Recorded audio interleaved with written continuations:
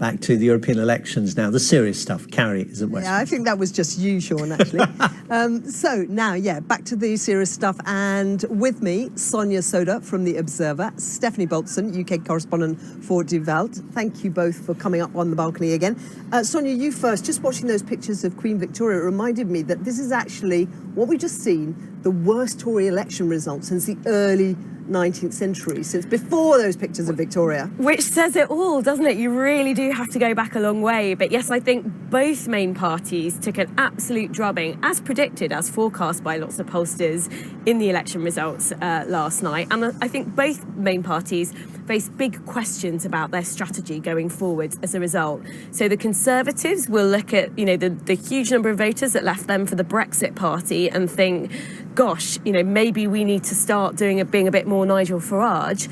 On the other side, you've got Labour, who lost some voters to the Brexit party, but I think more voters to strongly Remain parties like the Lib Dems and the Greens. I mean, for the Lib Dems, it was an absolutely extraordinary result, leapfrogging Labour by a good few percentage. So for Labour, we're going to see lots of pressure on Jeremy Corbyn from senior shadow cabinet ministers. It's already started this morning. They're saying to him, your prevarication strategy of trying to be a soft Brexit party to leave voters, but a referendum party to Remain voters, just isn't working. You're going to have to pick going forwards. Stefanie, put it in a larger framing for us, because one of the interesting things, we always use our domestic UK lens, but actually centrist parties have lost out across the continent in these elections. Yes, they have, and I think Germany is the best example for that. So the Social Democrats, the SPD in Germany, who's in a coalition with the CDU, Angela Merkel's party, they have had a catastrophic night. They did not only lose in the European election, but they also lost one of their 70, it's not quite Victorian times, but after Second World War, they were always in power in the city of Bremen. That was really the most social democratic city in Germany. They lost it as well. The CDU has also been hammered pretty much. The CSU, interesting, not so much, because they have the so-called Spitzenkandidat Manfred Weber, who might eventually become president of the European Commission. And they didn't fare so badly, but the CDU and the SPD have really suffered, while, say, not the fringes, but more the Greens and the Greens and the AfD, not so much neither, but the Greens especially, they have really had a perfect day. And the one thing that's really striking as well about the result across the continent is that there aren't any Brexit successor missions out there. The European electorate is not convinced by the Brexit performance to back an exit in the Netherlands or a Frexit in France, and that kind of messaging has gone away, hasn't it? Yeah, it has, absolutely. And interestingly, yesterday in Germany, always at 6 o'clock sharp, the results come out, and then they interview all the leaders of the party. And they interviewed also Alexander Gauland, who's the leader of the Alternative für Deutschland, which is the anti-immigrant right-wing party. And he literally said, Brexit is one of the reasons why we didn't do so well in these elections.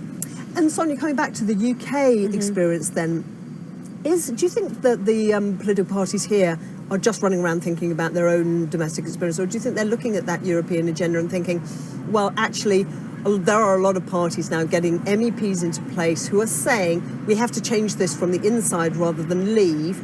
Do you think that kind of encourages the Remainers to think there's more room for change in the EU itself? I suspect that is probably the case. You've had a lot of talk about what politicians term a Remain and Reform agenda in recent weeks.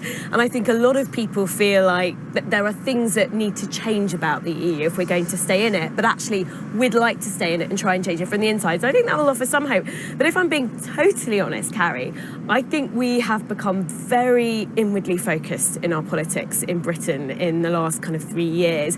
And so I think very much that both the parties and voters, when we went to the polls last Thursday, really had Britain in mind, the British domestic political situation, and Brexit, and how that shapes our relationship with the EU. So I think it has been very inwardly focused. And just coming to the very difficult dilemmas facing senior politicians, then we saw Sajid Javid, the Home Secretary, enter the race this afternoon. We've heard Jeremy Hunt talking about an existential crisis for the Tory party if we don't deliver Brexit. Boris Johnson's talked about a crushing rebuke. I mean, they have very difficult choices today, don't they? They do, and I think what we're seeing is, they're looking at the sort of meteoric success of Nigel Farage's Brexit party, although, he did have a big support base to build on from his old roots in UKIP, but he has been very successful. They're looking at that and thinking, gosh, we need to tap right. So we're seeing even people like Jeremy Hunt, who voted Remain in the 2016 referendum, has hinted at a no deal in the run-up to this Tory leadership race, which we all know was going to happen. So I think we are going to see the Tory party tap to the right. And that puts us in a really difficult position as a country, because I think it's very, very conceivable that in a few weeks we have a Prime Minister, essentially elected by just 120,000 Conservative members, not by the public at large, who is much more gung-ho about a no-deal prospect than we know Theresa May was. Even though she said no deal's better than a bad deal, we know that she was quite reticent about that behind the scenes. And that raises very big questions about a potential parliamentary showdown coming up to October. What will Parliament do to block no deal? How far will they go if we had a Prime Minister, Boris Johnson or Dominic Raab, saying we've not made any headway with the EU and we're going to take Britain out without a deal? Big questions coming up, Sonia Sodha. Stefanie, Bolzen, thank you both. And that is it from me for now. We'll be back in a short while. Sean, it's back to you. Thank